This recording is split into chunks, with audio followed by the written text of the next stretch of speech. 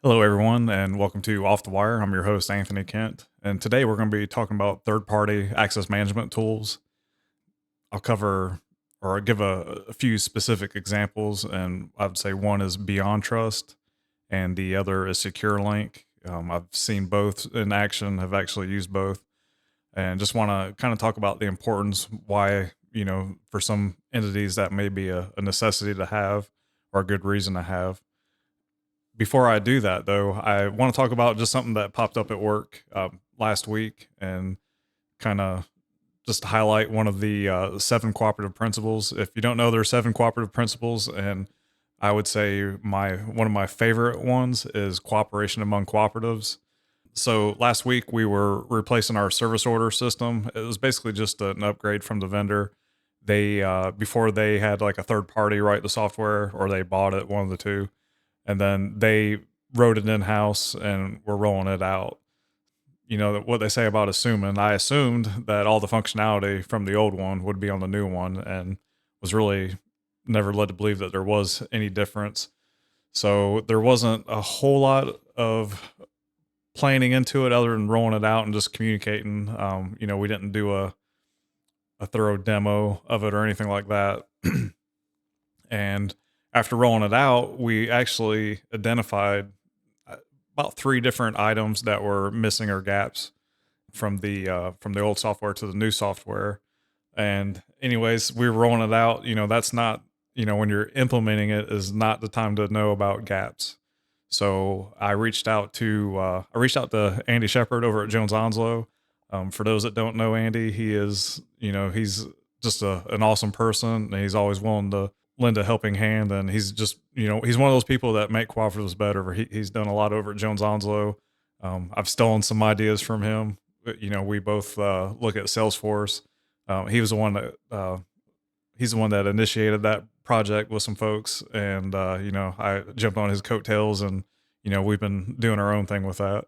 Anyways, I reached out to Andy and shot him a text and just kind of explained the situation. And I would say within 30 minutes, he had the manager over at his co-op that deals with service orders reach back out to us, and she was awesome. So from there, we did a call with the manager over there for service orders, and I basically put her on speakerphone and had the dispatchers and the dispatchers manager over with me. And anyways, they explained the couple things that we were trying to address. One was notifications, and then one was just basically a field that was no longer there. There was a completed field, and basically they kind of use it as a QA. So after the service order was complete, they would mark it as completed, and that just showed that dispatch had reviewed it. Our dispatchers, they told the issues to the lady over at Jones Onslow, and she said how they handle it. And it seemed pretty, it was just thinking outside the box to use the system. And she was even kind enough she sent an email with screenshots on like their notification settings, so our folks could mimic it. Anyways, that was something that I'm sure we would have figured it out, but it would have took some time. And the vendor, they didn't really know. They know how the system works, how to install it, but they're not doing service orders with their service order system. So anyways, it was a tremendous help, and it was something, quick and on the fly. And Jones Onslow, they've got a lot going on, so I know they're busy, and I really appreciated them reaching out.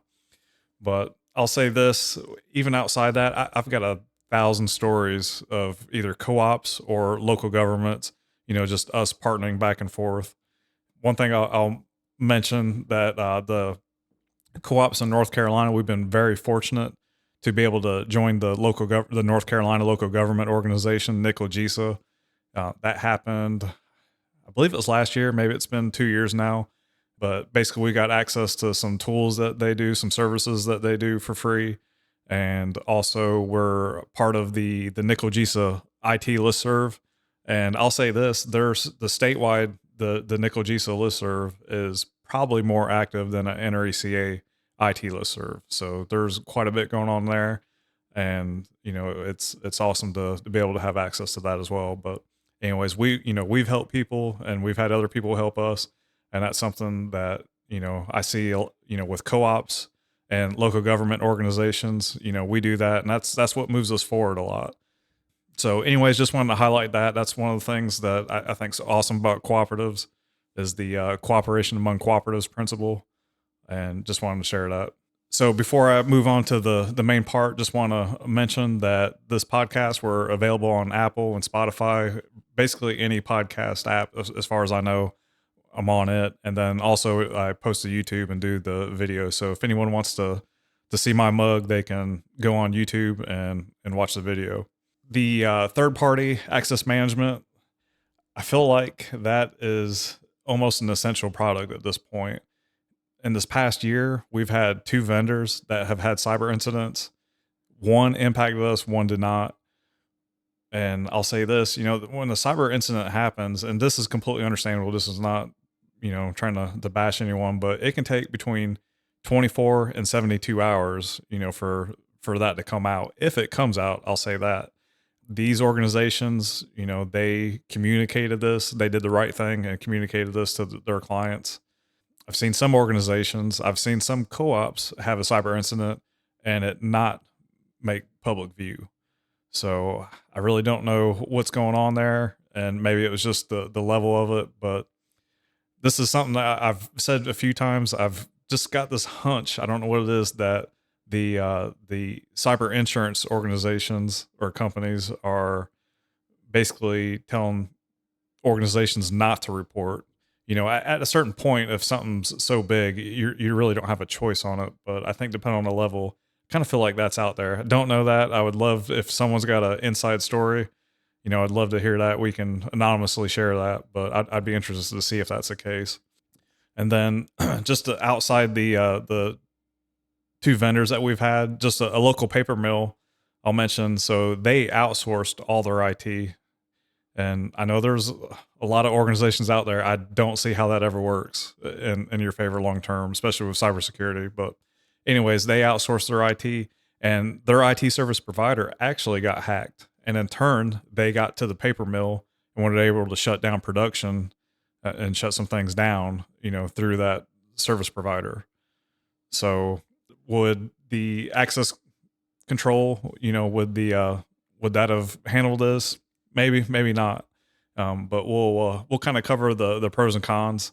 And I'm just being generic. Like I said, the 2 main products that come to mind is SecureLink and Beyond Trust. I know a lot of folks using each. Us personally, we're using Beyond Trust. Really like it, and it does us well. With that said, the pros of these products, it enhances security. Obviously, the way they work in general. If you're not familiar with the products, is the vendor. It usually works by email, and what it is, they'll have a specific URL that they'll reach out to or go to, and they can request access, and then it'll shoot them an email. And basically, they're verifying themselves. They have to have access to that email account, and you make the security can be very granular. So granular security that allows for least privilege. So that's another pro of rolling out the software. But so you can say they can only have access to this server, whether it's RDP or SSH, and you can also it gives you audit capabilities, so it records the sessions. And I'll say this, as far as recording the sessions, that's part of meeting compliance. So PCI DSS requirement 8.1.5, it requires you to manage third-party access, and it says that remote connections, they should be enabled only for the time required, and both these products do that. You can give them 2 hours, 4 hours, 30 minutes. You can dial it into whatever time frame you want to do. And then also the remote connections must be monitored. And I'll say this, without a product like this, I don't know how anyone's doing it. Yes, if someone had LogMeIn or PC Anywhere or whatever is out there today, yes, they could sit there at the screen and watch, but who has time for that? I don't know of anyone that has time for that. So with the recordings, if you had an incident or whether just there was a mistake, not everything's malicious. Maybe someone remoted in, did something, broke something, and you want to see what happened. You can go into that recording and watch it. So there's, it's not just security. There's other benefits to that as well. And you can periodically audit that. Anyways, it's just a good thing to have in place. The other thing is centralized management. So before we had this product, we had some vendors, they had a VPN tunnel. We had some that used LogMeIn. We had some that used Splash Page, I believe it is. We had just a gamut of things. And, we really didn't know who was on our network and off our network, before we kind of did away with that. I will say this: we're not perfect. We're not following. We have most of our vendors on there. We do have one that still uses Splash Page, and we have some things in place to kind of to help with that. They can only access this one workstation, and the workstation, we actually have it up and display in the IT area. So we've got the monitors up on display, and we can see everything they're doing. And we have other controls in place. We also have stuff to where, like we limit the hours that they can remote into. But anyways, we've got a few other things in place to help safeguard that. And matter of fact, they do our mapping for us, and I always get a kick at watching them do the mapping on the thing on the computer. But we've got a few exceptions, and we need to shake that down later. We also have another one that they have a tunnel to their servers. Anyways, we're looking at changing that, but we'll see how that goes in the future. So the centralized management, it's great for us. So what it does is, we've got, so we're very fortunate. We've got 8 folks in the IT department, and what we do is, if it's say it's a GIS vendor, they're wanting a remote in, we'll have our GS programmer, and we've got another lady. She deals with the metering and the service orders, and those two can approve that vendor. We have our CIS, our customer information system vendor, and the financial information system vendor. Certain people can approve those logins. Anyway, so basically we get a notification by email, and then we can approve it. The one thing we just recently changed with one of our vendors, this is just a small thing, but the what they're going to do, we can't make that a mandatory field.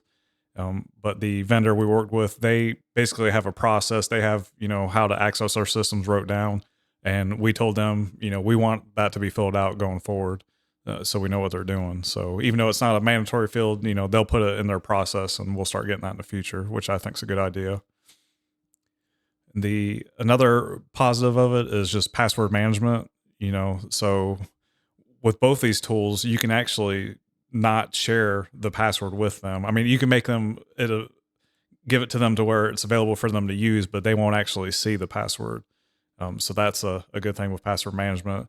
And then again, just compliance. There's with PCI, HIPAA, GDPR. There's lots of requirements out there, and both these tools usually can meet both those.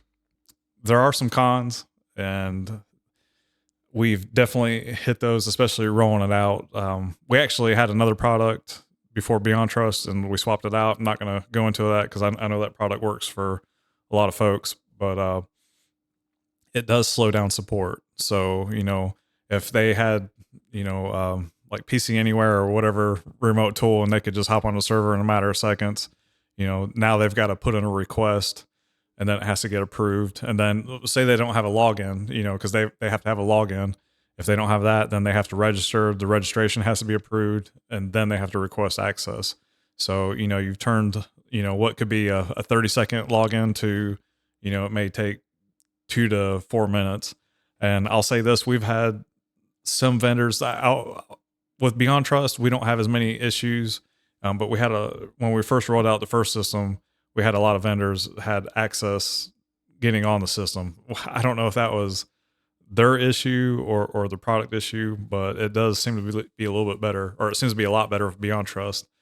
Funny thing is we have a vendor that uses Beyond Trust for their organization, and they're the ones that we have the most issues with getting access onto our network, which I don't understand that. They use Beyond Trust and we use Beyond Trust, but they are really the only vendor that we have that has issues getting on. And then I would say the last con, I'm sure there's other cons I'm not thinking of, but the other one is it's a reoccurring cost that's never going to go away.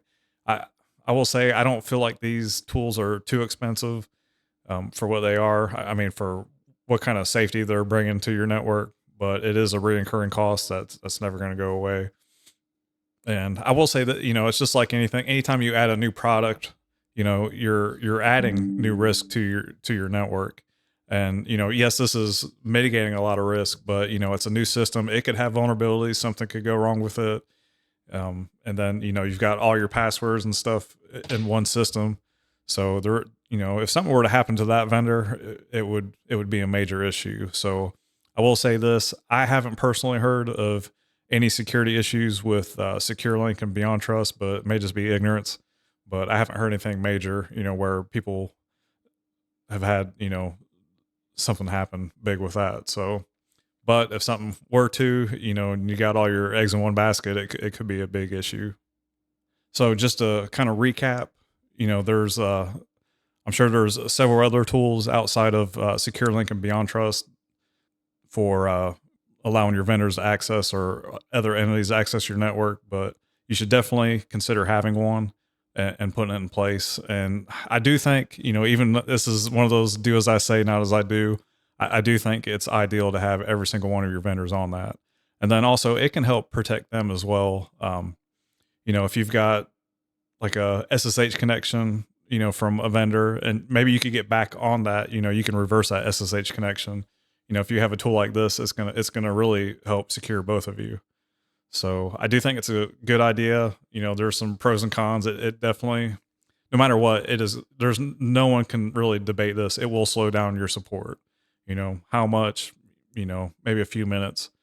So, but we've had some where they kind of gave up. They just said they couldn't get in, and they had to have a coworker get in, which I don't understand that. I don't think it's that difficult, but we have had that happen. So we try to stay on top of it and make sure we're doing approvals. But anyways, you need to take it careful with the approvals, because you can approve someone that's trying to work on your network by mistake. I can imagine if you were like there's 4 counties across the United States. There's us in North Carolina. There's one in Mississippi. But what if you were Tri-County? There's Tri-County, Texas. There's Tri-County, Florida. Tri-County, South Carolina. I would imagine that those co-ops, they've probably had vendors log on to the wrong network, thinking it was one or the other. So I would say, carefully approve, when you're getting a request access, obviously you want to carefully approve that. Make sure, it's your system. You're expecting that call, or you're expecting that request. If not, then I would call and just kind of verify, that they should be on your network working. So before I get off here, I will say I was invited on the IT Matters podcast, and so I was recently a guest on that. So please check that out. That can be found on Spotify or Apple, or I think it's on most podcast apps. But anyways, I was happy to be a guest on that and share some insight on cooperatives and kind of how technology impacts cooperatives, at least from my perspective. So with that said, I appreciate everyone's time for listening, and I hope you get something out of this. And until next time, take care. Thank you.